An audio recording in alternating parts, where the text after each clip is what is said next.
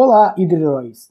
Tudo bem? Eu sou Jerônimo Bezerra, autor do blog O Poder do Hidrogênio, e estou aqui para te oferecer um vídeo explicando de forma resumida o sistema de injeção eletrônica.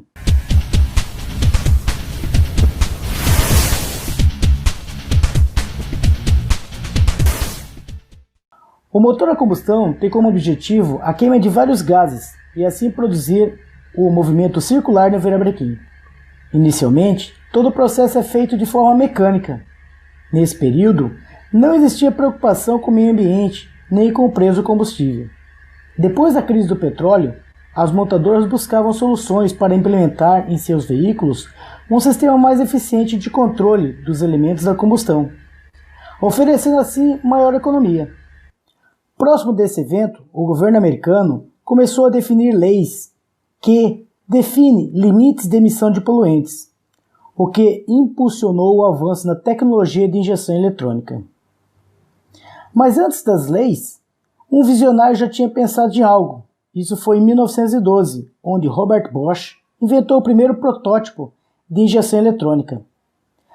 Mas só foi colocado em produção em 1957 em um Corvette. Em 1989, no Brasil, o primeiro veículo foi o Gol GTI. A evolução dos motores à explosão levaram à busca por medidas mais precisas, e isso foi possível com o advento da facilidade em utilizar a eletrônica embarcada. A eletrônica embarcada, hoje, representa a parte crucial dos carros. Hoje, os carros saem todos com injeção eletrônica. Nesse vídeo, vou utilizar de apoio uma animação que achei no endereço de e-mail que está postado abaixo e no final desse vídeo aqui também. Para explicar como funciona a injeção eletrônica, vou deixar na descrição o endereço do vídeo caso você queira vê-lo de forma original, que está em espanhol. O sistema é o sistema de injeção eletrônica Bosch. Dentro do tanque de combustível, temos um dispositivo denominado conjunto de bomba de combustível. Dentro desse conjunto, o principal elemento é a bomba elétrica. A função da bomba é aspirar o combustível do tanque e enviar de forma pressurizada pela tubulação até a parte frontal do veículo. Nesse trajeto, o combustível é filtrado de uma possível impureza pelo filtro de combustível. O combustível é entregue de forma pressurizada até um tubo comumente chamado de flauta.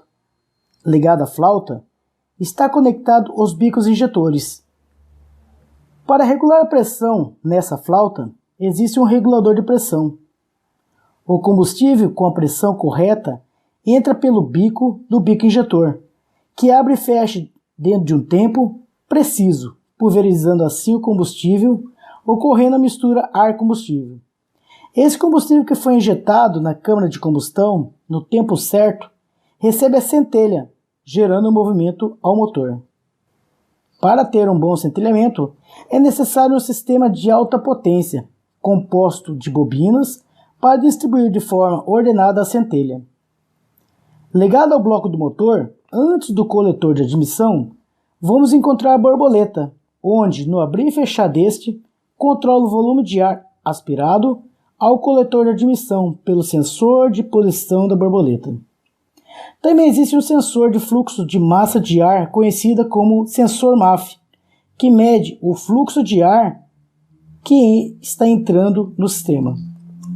O sensor MAF é conhecido tecnicamente pelo nome de gerador de frequência, já que converte o fluxo de ar do motor num sinal de frequência. Os motores que utilizam o sensor MAF são extremamente sensíveis a vazamento de ar, pois isso afeta a medição.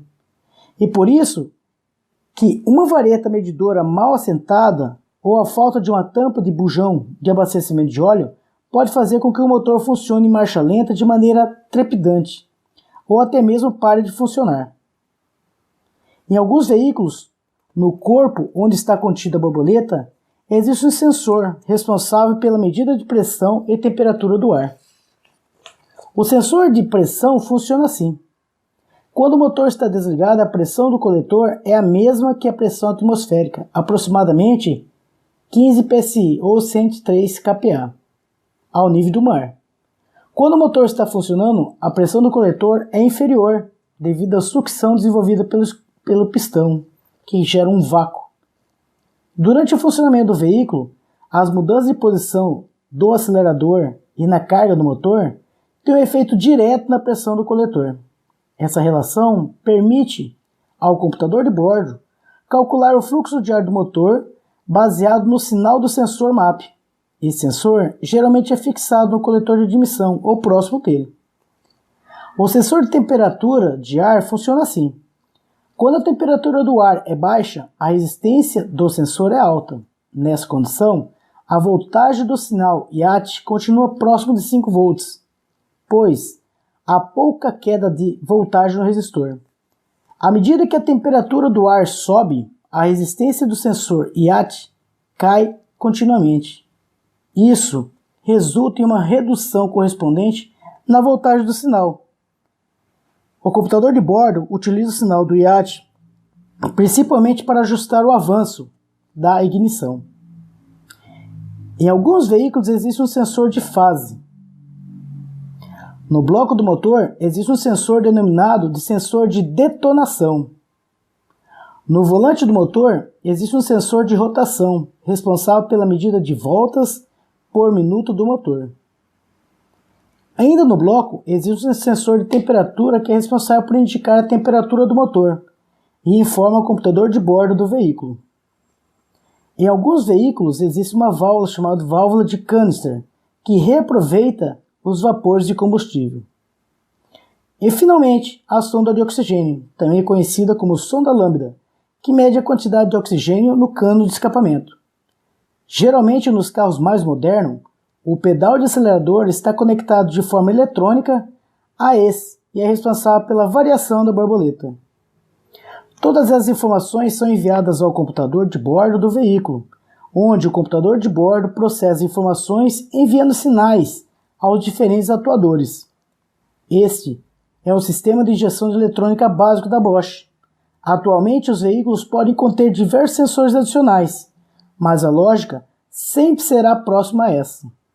Pela sua atenção, muito obrigado.